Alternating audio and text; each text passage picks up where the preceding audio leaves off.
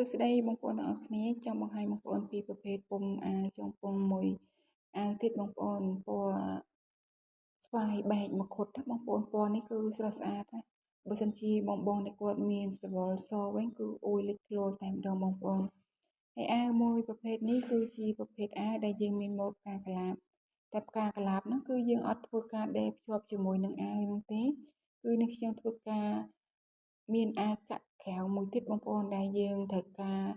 សកពីលើបងប្អូនណាពេលដែលយើងដេររួចរាល់អាវនេះគឺដងខ្លួនគឺយើងមានបិទ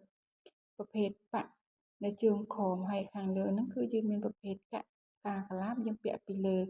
ហើយនេះខ្ញុំនឹងថតបង្ហាញបងប្អូននៅវីដេអូក្រោយពីប្រភេទម៉ូដផ្កាកន្លាបមួយប្រភេទដែលនេះខ្ញុំយកមកដាក់ឆ្នៃជាមួយនឹងអាវហ្នឹងអញ្ចឹងណាតែក្នុងវីដេអូនេះដែរនេះខ្ញុំចង់បង្ហាញបងប្អូនពីប្រភេទចុងពង្សដែលនេះខ្ញុំកាត់ដើម្បីយកទៅដេរបងប្អូនគ្រាន់តែចង់បង្ហាញបងប្អូនពីការលៃប្រភេទកណាត់អាវដែលយើងលៃធ្វើម៉េចឲ្យបានចំណេញកណាត់តែយើងកាត់ប្រភេទអាវបែបនេះយើងចំណេញកណាត់បានច្រើនណាបងប្អូនពុតជាទូទៅប្រភេទអាវនេះមិនមែនជាប្រភេទអាវកតុយត្រីទេគឺយើងកាត់យកមករៀងបងប្អូនអញ្ចឹងបងប្អូនអាចលៃកណាត់ហ្នឹងដូចនេះខ្ញុំអញ្ចឹងទៅបងប្អូនអាចទុកតាមទំហំនៃថ្នេរដេររបស់យើងដូចជាទូទៅនេះខ្ញុំកាត់តាម1លេខទេបងប្អូន1លេខរបស់នេះខ្ញុំហ្នឹងគឺបានន័យថានេះខ្ញុំដេរ1លេខសម្រាប់ដោតឆ្អឹងគឺរួចរាល់យកតែម្ដងហើយថ្នេរជំនាញគឺនេះខ្ញុំទុក4លេខសម្រាប់ធ្វើការបញ្ចេញបញ្ចូលណាបងប្អូនធ្វើការកាត់ដូចនេះខ្ញុំបែបនេះជាទូទៅបងប្អូនដោយសារតែនេះខ្ញុំធ្វើការជារៀងរាល់ថ្ងៃខ្ញុំកាត់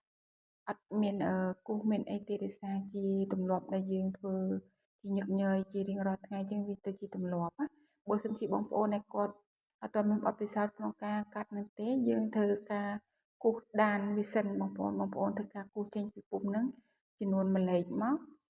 ដើម្បីយើងធ្វើការទុកថ្នេរដេរបើសិនជាបងប្អូនអត់ទាន់ប្រសពក្នុងការកាត់ចឹងណាបើសិនជាយើងកាត់អត់ទុកអត់ទាន់ចេះកាត់យើងគូសទុកសិនទៅខ្លាចយើងកាត់អត់ស្មើចឹងទៅខោអាវយើងដេរទៅវាអត់បានស្អាតដូចគ្នាដែរតែដោយសារជាទម្លាប់នេះខ្ញុំធ្វើជារៀងរាល់ថ្ងៃវាជាជំនាញមួយដែលយើងច្បាស់លាស់បងប្អូនចឹងខ្ញុំទៅជាធម្មតាជាទម្លាប់ទៅហើយណាបងប្អូនហើយនេះគឺជាផ្នែកផ្ទាំងអាវគឺនេះខ្ញុំលៃ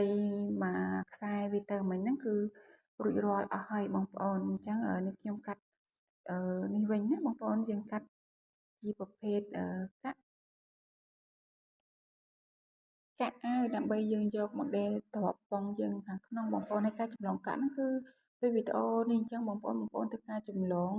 ឲ្យប៉ុនផ្ទាំងពុម្ពអាវរបស់យើងខាងផ្នែកខាងលើតែថាបងប្អូនយើងកាត់សម្រងផ្ទាំងខាងកាក់ខាងយើងខាងក្នុងហ្នឹងគឺយើងយកខំដងរបស់យើងប្រហែលជា5ទៅ6លេខអីទៅណាបងប្អូននេះគឺជាប្រភេទកាក់ណាអរគុណច្រើន